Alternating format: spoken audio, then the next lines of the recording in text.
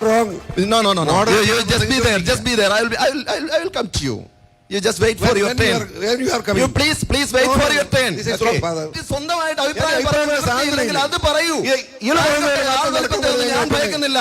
വന്യജീവി ആക്രമണവുമായി ബന്ധപ്പെട്ട ചോദ്യങ്ങളാണ് ഉന്നയിക്കപ്പെട്ടത്.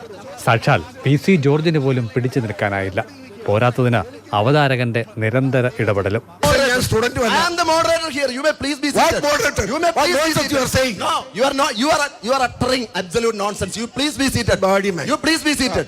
വാഴൂർ അദ്ദേഹം പോകാൻ തുടങ്ങുന്നു. അദ്ദേഹത്തിനോട് ചോദ്യങ്ങൾ ഉണ്ടെങ്കിൽ ചോദിക്കുന്നേ. അദ്ദേഹത്തിന് ടെൻഷനൊക്കെ ഉണ്ടാവും. ചോദ്യം ചോദിക്കൂ. എന്റെ ചോദ്യം LDF-നോടാണ്. ശരി. ജനവാസ മേഖലയിൽ ഇറങ്ങി വാഴൂർ സോമനും സെബാസ്റ്റ്യൻ കുളത്തെങ്കിലും അധികം വൈകാതെ സ്ഥലം കാലിയാക്കി.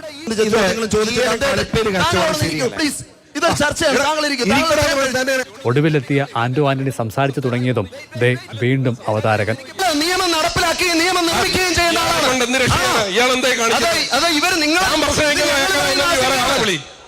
നമ്മൾ പറയുന്ന ആശങ്കയാണ്. തിരഞ്ഞെടുപ്പിന് മുന്നോടിയായി മലയോര സംരക്ഷണ സമിതി സെന്റ് ജോർജ് സ്കൂൾ മൈതാനത്ത് ക്രമീകരിച്ച കർഷക മഹാസമ്മേളനമാണ് ബഹിഷ്കരണ വേദിയായി മാറിയത്. പരിപാടിക്കിടെ അവതാരകന്റെ മോശം പെരുമാറ്റമാണ് ഉണ്ടായതെന്ന് ആന്റോ ആന്റണി പ്രതികരിച്ചു. അഡ്വക്കേറ്റ് ജോണി കെ ജോർജ് ആയിരുന്നു അവതാരകൻ.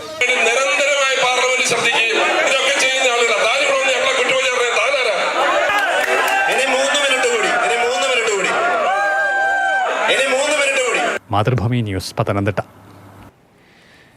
അഭിലാൽ നമുക്കൊപ്പം ഉണ്ട്. അഭിലാലേ, ഇപ്പോൾ നമ്മൾ ടെലിവിഷൻ ചർച്ചകളിലൊക്കെ ഉണ്ട് അല്ലേ? നമ്മുടെ ചർച്ചകളിൽ ചിലപ്പോൾ ആളുകൾ ഇറങ്ങി പോകുന്നതുമൊക്കെ പലപ്പോഴും ഉണ്ടാകാറുണ്ട്. ചിലപ്പോൾ പരസ്പര ബഹുമാനം നഷ്ടപ്പെടുന്ന രീതിയിലേക്ക് അവതാരകരോ അല്ലെങ്കിൽ അതിഥികളോ ഒക്കെ പോകാറുണ്ട്. ഒക്കെ ചില നടക്കാറുള്ള കാര്യങ്ങളാണ്. പക്ഷേ ഇത് 4 പേരും മനമെടുത്തു. പ്രത്യേകിച്ചും PC ജോർജൊക്കെ മടുത്തൊരു വേദി വിടുക എന്ന് പറഞ്ഞാൽ എത്രത്തോളം അസഹനീയമായിരിക്കും എന്ന് ഊഹിക്കാവുന്നതേ ഉള്ളൂ. ഇത് എന്താണ് സംഭവിച്ച സദസ്സിന്? ഇപ്പോൾ കൈയടിക്ക് ഇത് ഓക്കെ ആണെങ്കിൽ കൈയടിക്കെന്നൊക്കെ അത് മോഡറേറ്റർ പറയുന്നുണ്ട്. ആ സദസ്സ് യഥാർത്ഥത്തിൽ ഇതിനൊക്കെ കൈയടിക്കുകയായിരുന്നോ? ഇതെങ്ങനെയാണ് അവസാനിച്ചത്? ആർക്കാണ് പിന്തുണ ശരിക്കും? PC ജോർജിൻ്റെ സംഭാഷണ ശൈലിയും പ്രതികരണ രീതിയൊക്കെ നമുക്കറിയാവുന്നതാണ്. ഉരുളയ്ക്ക് ഉപ്പേരി പോലെ കാര്യങ്ങൾക്ക് മറുപടി പറയുന്ന PC ജോർജിന് ഉത്തരം മുട്ടിയ സാഹചര്യം ഉണ്ടായി.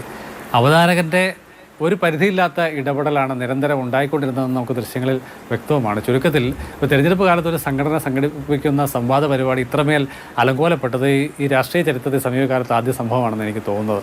കാരണം വിളിച്ചു വരുത്തുന്ന ക്ഷണിക്കപ്പെടുന്ന 3 അതിഥികളും സമാന രീതിയിലുള്ള അവതാരകൻ്റെ ഇടപെടലും ചോദ്യങ്ങളും ഒക്കെ തന്നെ അവയ്ക്ക് മുന്നിൽ അസ്വസ്ഥരാവുകയും ഒടുവിൽ വേദി വിട്ടു പോകേണ്ട തരത്തിലേക്ക് കാര്യങ്ങൾ എത്തുകയുമാണ് ചെയ്തത്. ഇന്നലെ വൈകുന്നേരം സെൻറ്റ് ജോർജ് സ്കൂളിൻ്റെ ഓഡിറ്റോറിയത്തിലാണ് മൈതാനത്താണ് ഈ പരിപാടി സംഘടിപ്പിച്ചത്.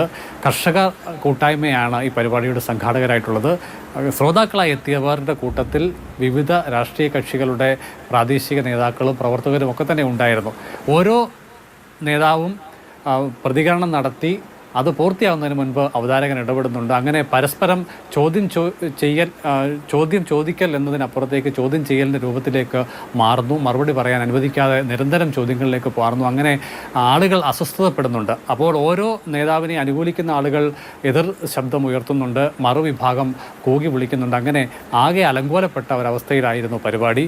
ഏറെക്കുറെ 2 മണിക്കൂർ സമയത്തോളം ഉണ്ടായിരുന്നു. അതിനിടയിൽ നേതാക്കൾ വന്നു പോകുന്ന സ്ഥിതിയാണ് ഉണ്ടായത്. ഏറ്റവും ഒടുവിൽ വന്ന ആന്റോ ആന്റണി, അദ്ദേഹം മാത്രമാണ് സ്ഥാനാർത്ഥിയായി ഈ പരിപാടിയിൽ പങ്കെടുത്തത്. ആന്റോ ആന്റണിക്കും സമാന അനുഭവമാണ് ഉണ്ടായത്. അദ്ദേഹത്തിൻ്റെ പ്രതികരണവും മുൻപ് നേതാക്കൾ പറഞ്ഞ നിലയിൽ തന്നെയായിരുന്നു. അതേസമയം തന്നെ തിരഞ്ഞെടുപ്പിൽ സ്ഥാനാർത്ഥിയാണ് എന്നതിനാൽ തന്നെ ആന്റോ ആന്റണിയുടെ ഈ പ്രസംഗ ഭാഗങ്ങളും ഈ വേദിയിൽ പങ്കെടുത്ത ഭാഗങ്ങളും മാത്രം അടർത്തിയെടുത്ത് രാഷ്ട്രീയ എതിരാളികൾ വ്യാപകമായി പ്രചരിപ്പിക്കുന്നുണ്ട്.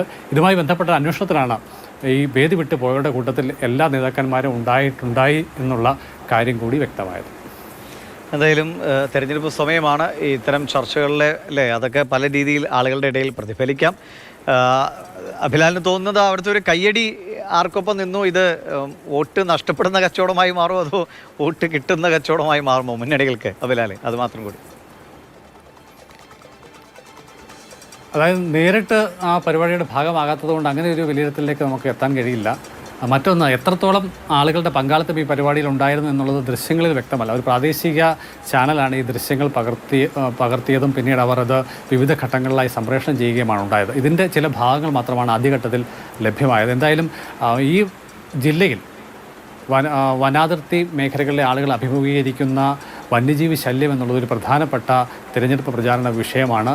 തിരഞ്ഞെടുപ്പ് പ്രഖ്യാപിച്ച ശേഷം ഉണ്ടായ മരണം അടക്കമുള്ള വിഷയങ്ങൾ സജീവമായി ചർച്ച ചെയ്യപ്പെടുന്നുണ്ട് എന്നുള്ളതിനാൽ തന്നെ കേന്ദ്ര സംസ്ഥാന സർക്കാരുകൾക്കെതിരെ ഒരു പൊതുവായ ഒരു വികാരം ഉണർത്തിക്കൊണ്ട് വരാൻ വിവിധ രാഷ്ട്രീയ കക്ഷികൾ ശ്രമിക്കുന്നുണ്ട്. അത് എത്രത്തോളം ഫലപ്രദമാകും എന്നുള്ളത് തിരഞ്ഞെടുപ്പിന്റെ റിസൾട്ട് വരുന്നത് വരെ എന്തായാലും വലിയ ചർച്ചയായിരുന്നു. പക്ഷെ അതിങ്ങനെയൊക്കെ ക്രിയാത്മകമായി നടക്കേണ്ട ഒരു ചർച്ചയൊക്കെയായിരുന്നു. അതിങ്ങനെയായി പോയത് സത്യത്തിൽ ജനങ്ങൾക്ക് തന്നെ അല്ലേ ഉപകാരമില്ലാതായി പോയ ഒരു ചർച്ചയായി മാറിയെന്ന് പറയാം. ശരി അഭിലാലെ.